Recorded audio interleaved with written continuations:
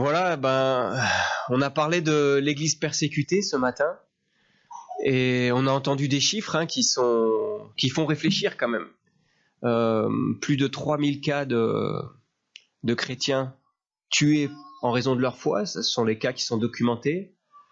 Plus de 200 millions de personnes qui vivent dans des contextes où ils ne sont pas libres de vivre leur foi.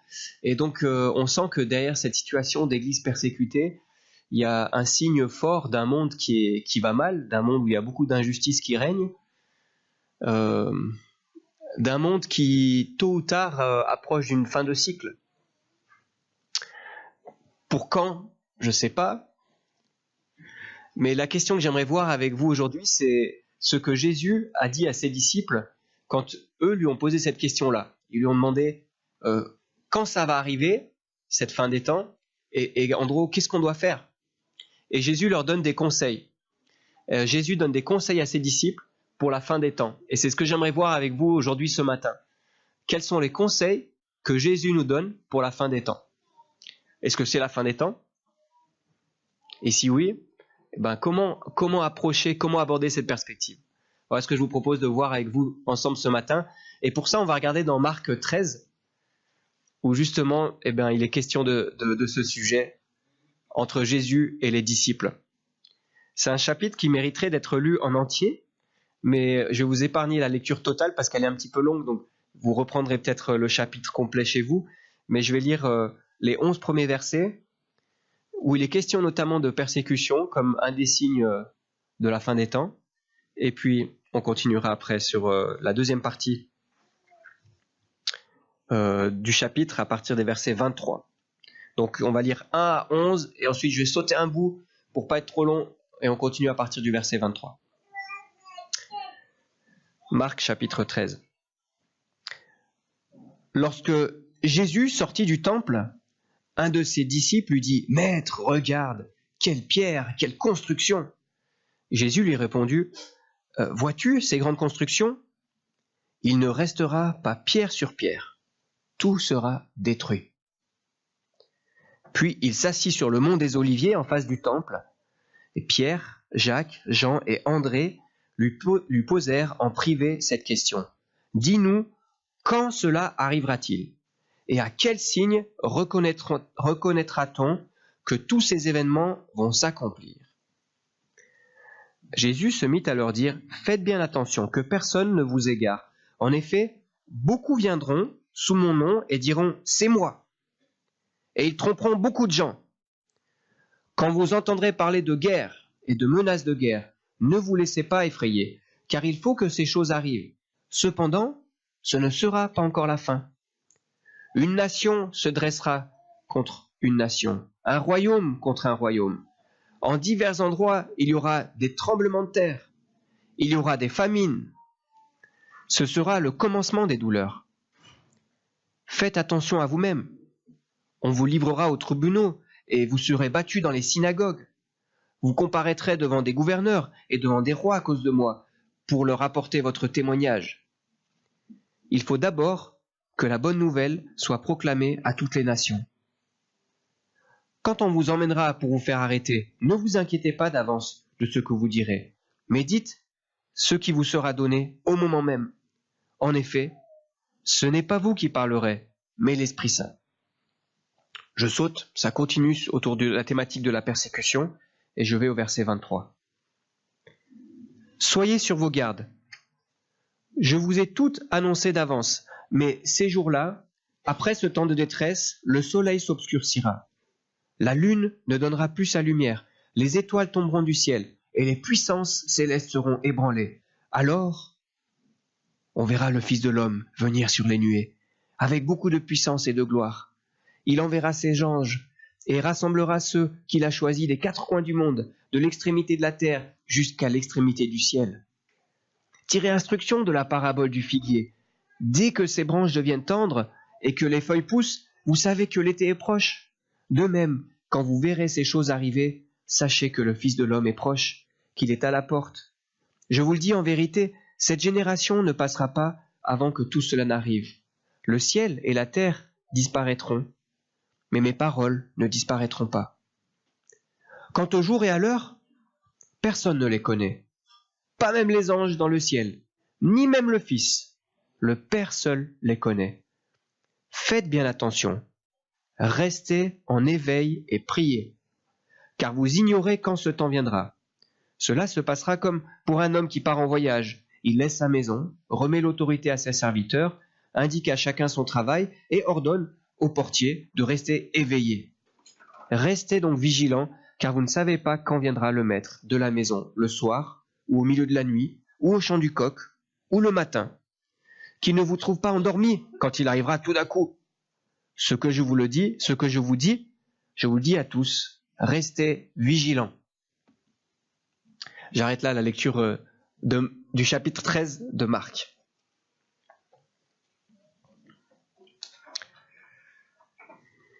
J'aimerais voir avec vous 3 conseils que Jésus nous donne. Un premier conseil, ça concerne la question de la date.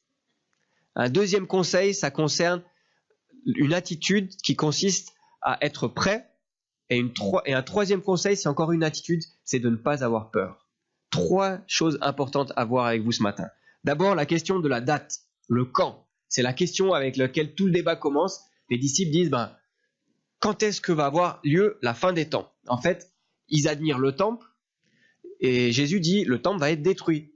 Alors les disciples disent, ça c'est un signe de la fin des temps. Parce que si le temple est détruit, eh bien c'est que le règne de Dieu arrive. Parce que le temple était nécessaire pour permettre d'entrer en relation avec Dieu. C'était l'endroit où on pouvait rencontrer Dieu. Donc si le temple n'était plus là, c'était que Dieu avait établi son règne, que le temple n'était plus nécessaire. Donc qu'on était entré dans une nouvelle ère et que la fin était arrivée. Donc ils disaient, quand le temple sera détruit, c'est que ça sera fini. Et Jésus leur explique pas tout ça, il leur donne pas tous ces détails, mais il répond un petit peu sur 2 niveaux en même temps. Et il répond à la question du quand.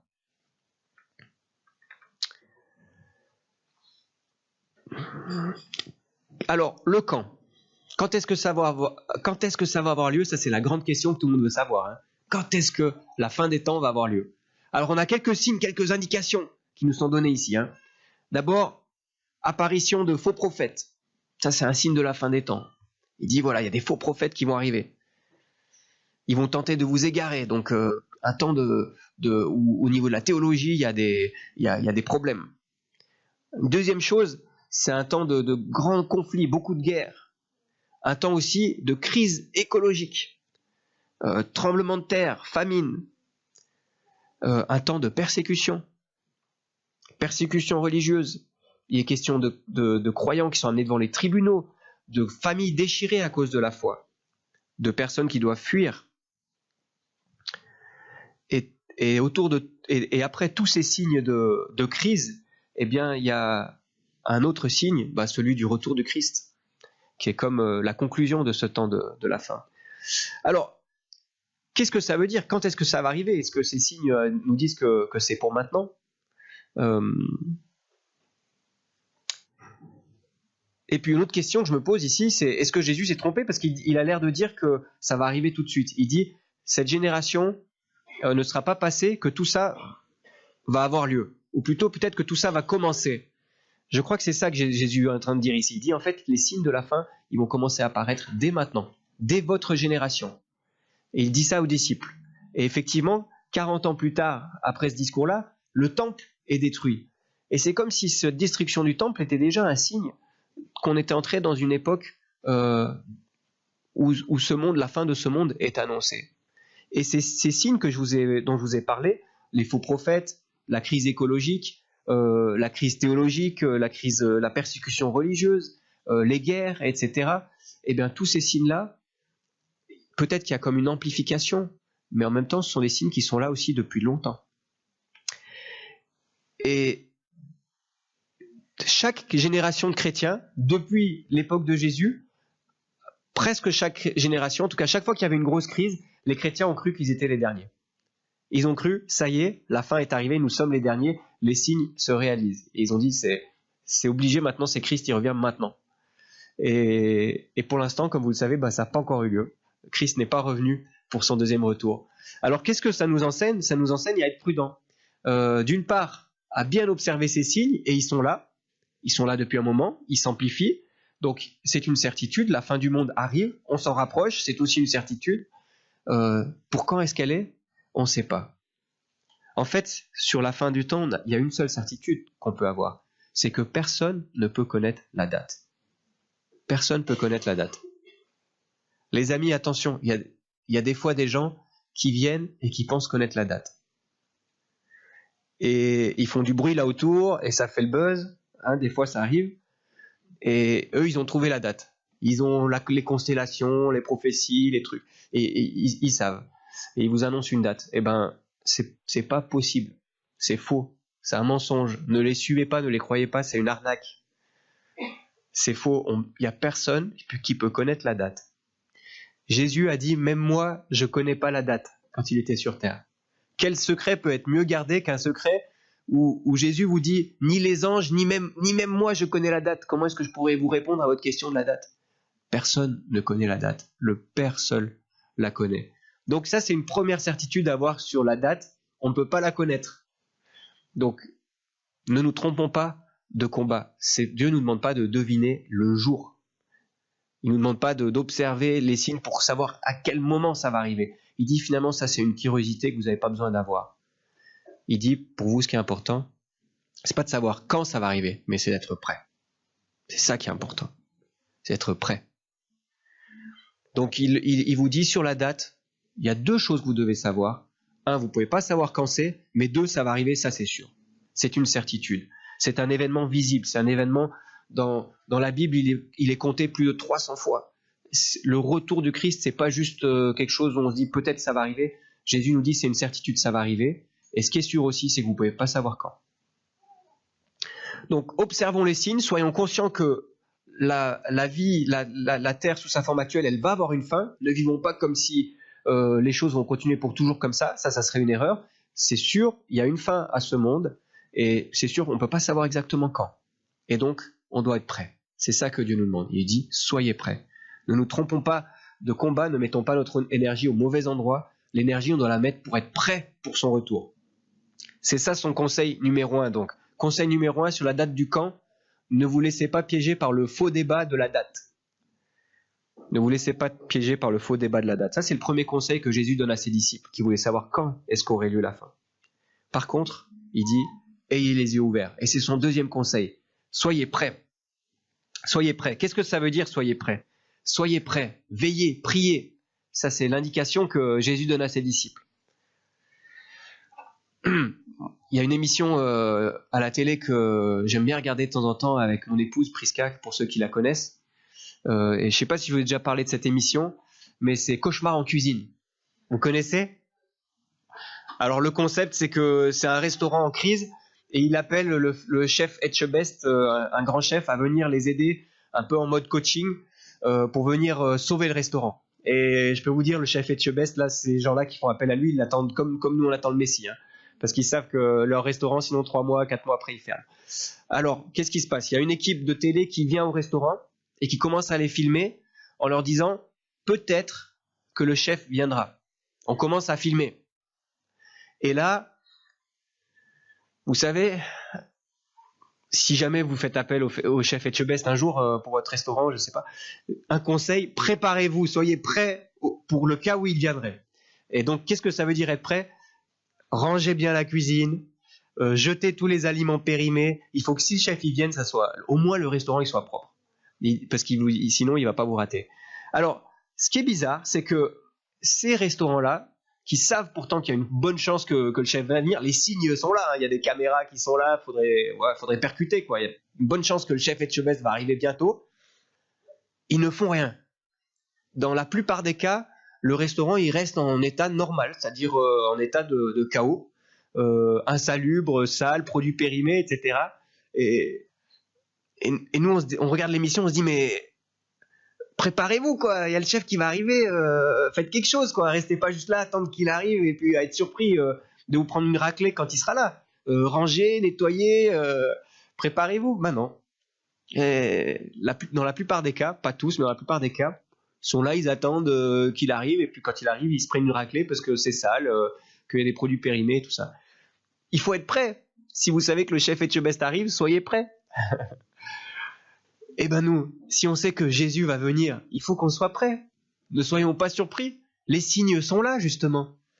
Il va revenir, c'est sûr. On ne sait pas exactement quel jour, mais il va revenir. Alors soyons prêts. Faisons le ménage. Il faut que ça soit propre, il faut que ça soit picobello. Pour que quand il va arriver, ils nous disent pas, mais tu savais que j'allais venir. Comment ça se fait que t'as rien fait? Bah ouais, je savais. Et pourquoi t'as rien fait? Bah je sais pas. Ah bah non, on aura l'air bête aussi. Il faut qu'on soit prêt. Alors prêt, ça veut dire quoi? Prêt, ça veut dire plusieurs choses. Je vous donne 5 choses comment être prêt. Premièrement, être prêt, c'est se mettre en paix avec Dieu. Avant qu'il soit trop tard, c'est se mettre en paix avec Dieu. Deuxième chose, c'est se mettre aussi en paix avec les hommes.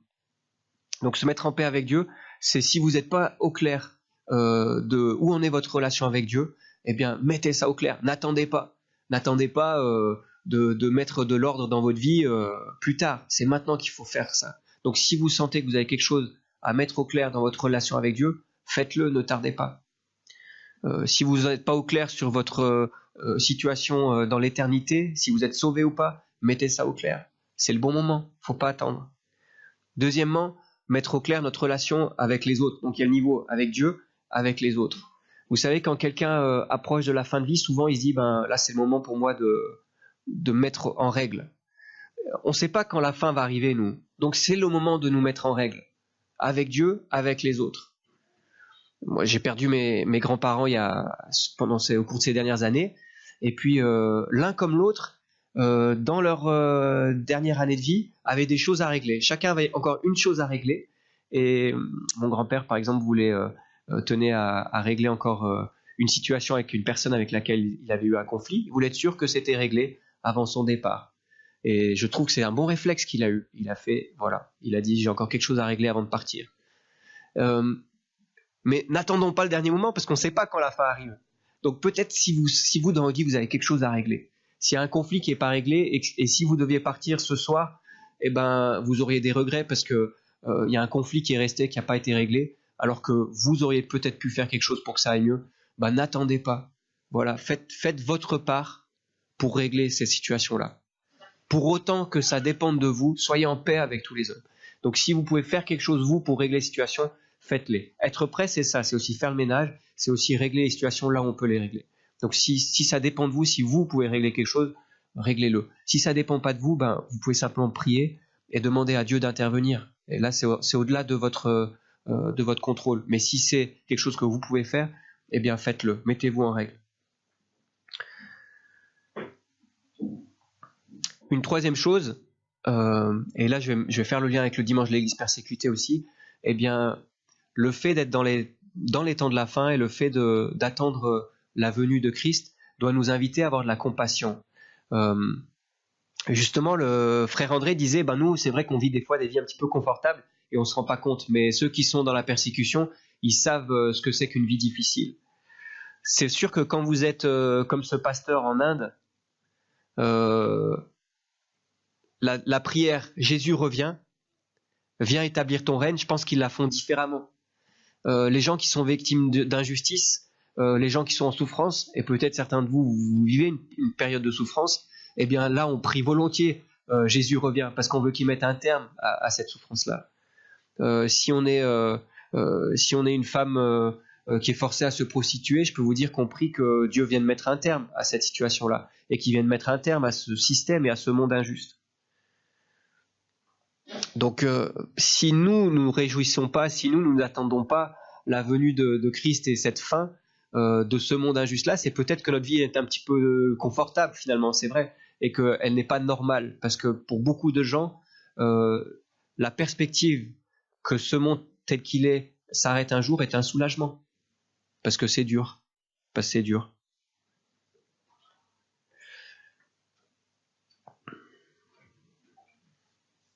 La fin, c'est aussi l'arrivée de la justice. Et la compassion que nous avons pour les autres devrait nous amener à faire cette prière. Viens, Seigneur, établir la justice. Ramène la justice là où aujourd'hui il y a de l'injustice. La fin doit nous réjouir aussi. Donc on a dit la fin, être prêt, c'est se mettre en règle avec Dieu, avec les autres. C'est aussi la fin, c'est aussi être prêt, c'est avoir la compassion pour ceux qui souffrent. c'est aussi se réjouir de la venue de Jésus. Vous savez, là, à la fin de l'école dimanche, ceux qui ont des enfants, s'ils sont en pleine activité et que c'est super, vous allez arriver et les enfants ils vont dire est-ce que oh non, j'ai pas envie de partir maintenant quoi. Est-ce que tu pourrais revenir plus tard s'il te plaît? On n'est pas très bien accueillis dans ces moments-là par les enfants. Quand ils sont en pleine activité, ils ont beaucoup de plaisir. Et du coup, on n'est pas accueillis dans la joie. Si nous, si nous, quand Jésus arrive, on lui dit oh non, s'il te plaît, tu veux pas revenir plus tard parce que j'ai pas envie que tu reviennes maintenant. Là, je m'éclate. Je pense que ça serait dommage. On peut se réjouir vraiment de sa venue. Et ce qui peut nous faire nous réjouir de sa venue, c'est de réaliser à quel point sa venue est une bonne nouvelle. Le texte ici parle du figuier. Et il dit, regardez le figuier. Quand les feuilles poussent, c'est que le printemps arrive. Et ben, Jésus nous dit, quand je reviens, c'est que le printemps arrive. C'est que l'hiver est terminé, les amis. C'est que ce monde, avec toute cette injustice et toute cette souffrance, est terminé. C'est le printemps qui arrive. C'est une bonne nouvelle que vous pouvez vous réjouir. La fin est une bonne nouvelle. Dans le sens que Jésus revient et qu'on quitte l'hiver pour arriver au printemps. On rentre dans un monde juste, dans un monde de paix. Donc on peut se réjouir de la venue de Jésus. La joie, être prêt, c'est se réjouir. C'est pas l'accueillir en disant « Ah, dommage, ça aurait été bien que tu viennes un peu plus tard, on était bien là. » Non, c'est l'accueillir avec joie et dire « Merci, génial, on entre dans un temps nouveau et qui est bon. » D'ailleurs, Jésus vient dans la nuée, et la nuée, j'ai pas le temps de développer ça ici maintenant, mais Jésus vient dans un nuage, dans le texte qu'on a lu. Jésus vient dans la nuée. Et la nuée, c'est la gloire, c'est la présence de Dieu. Vous pouvez penser, pour ceux qui connaissent bien la Bible, à d'autres épisodes où il y a le nuage, où il y a la nuée qui apparaît. Et en fait, ce que ça veut dire, c'est quand Jésus vient avec cette nuée, c'est que la présence de Dieu revient. La présence de Dieu est de retour. Cette présence qui nous avait quittés, quelle malédiction, quelle tristesse, elle est de retour parmi nous. C'est une bonne nouvelle, Christ qui revient. C'est une bonne nouvelle, on peut se réjouir. La présence de Dieu est de retour parmi nous. Enfin, être prêt, à mon avis, c'est annoncer l'évangile autour de nous, parce que le temps est compté. La fin est proche, les amis. La fin est proche. Et il y a des gens autour de nous qui n'ont pas encore compris la bonne nouvelle. On doit leur annoncer. Être prêt, c'est ça. Parce que quand la fin arrivera, il ne faut pas qu'on ait de regrets en disant « mince ». Il y a des gens à qui on aurait dû partager, parler, on n'a pas pu le faire. Il faut que ça nous encourage à partager l'évangile. Les gens aujourd'hui ont conscience qu'on vit dans un monde en crise. Ils en ont conscience. Vous avez vu il y a quelques semaines, là, il y a une vidéo d'un scientifique qui a été vue par des millions de Français. Et cet homme, dans cette vidéo, il dit littéralement « Je n'ai plus peur de parler de la fin du monde ». Et il parle de la crise écologique. C'est Aurélien Barraud. Peut-être certains ont vu cette vidéo. Et il dit, voilà, la fin du monde est proche.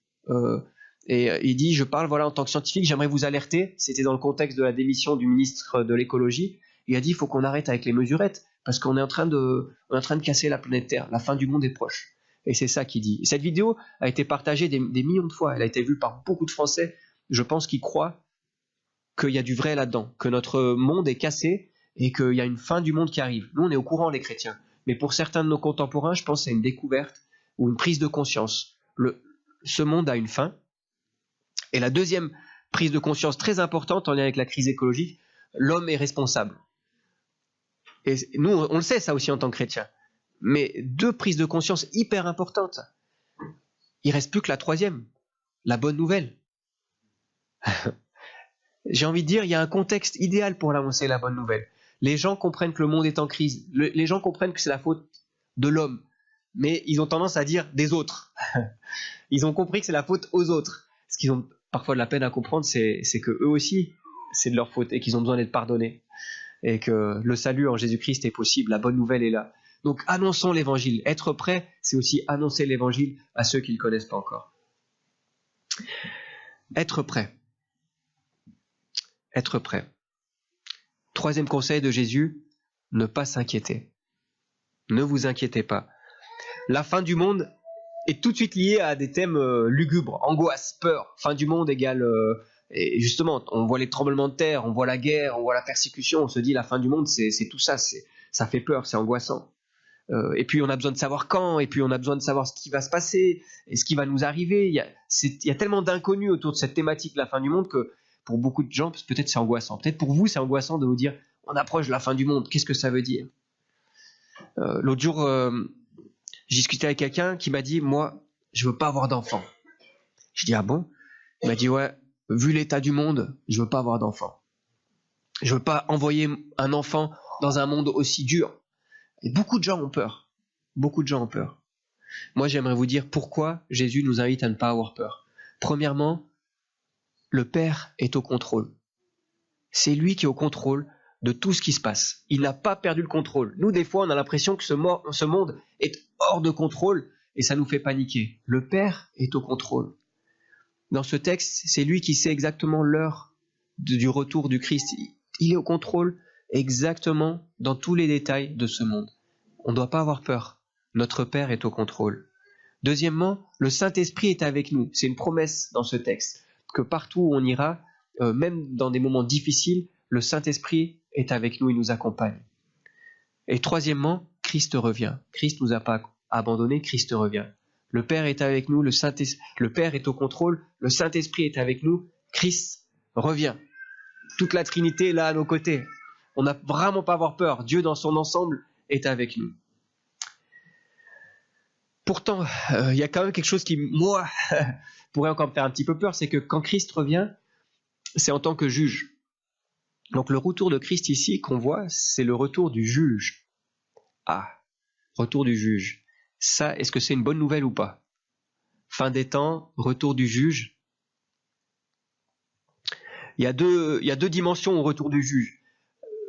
Quand il y a un juge, je peux être dans deux positions, soit celle de l'accusé, soit celle de la victime. Alors, quand on est victime, on est plutôt content de voir arriver le juge. Parce qu'on se dit, ben voilà, justice va être faite pour moi. Et là, on est content. Donc, ça, c'est une bonne chose. On se dit, ben enfin, justice va être faite. Le juge arrive. Bonne nouvelle. Oui. Et d'ailleurs, je dirais même, c'est lui le juge.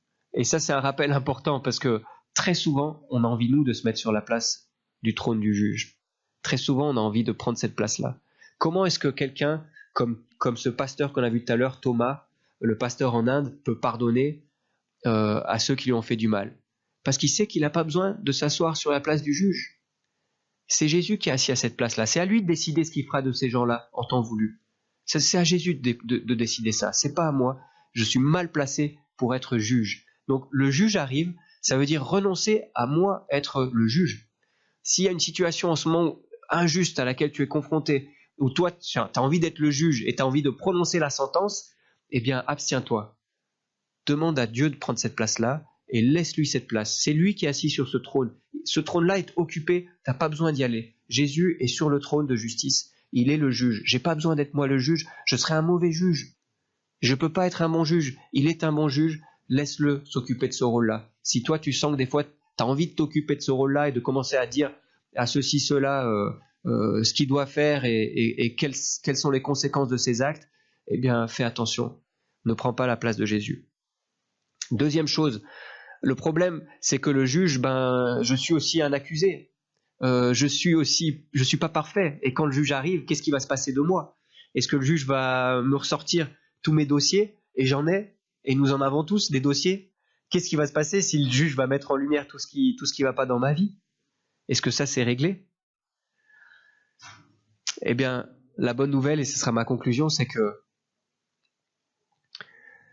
ce jugement, dans toutes les questions ici, les questions d'un jugement d'obscurité qui arrive, de terre qui tremble, ça vous rappelle un épisode où tout d'un coup, en plein jour, l'obscurité est arrivée, où la terre a tremblé, où il y a eu une ambiance de fin du monde, une ambiance de jugement.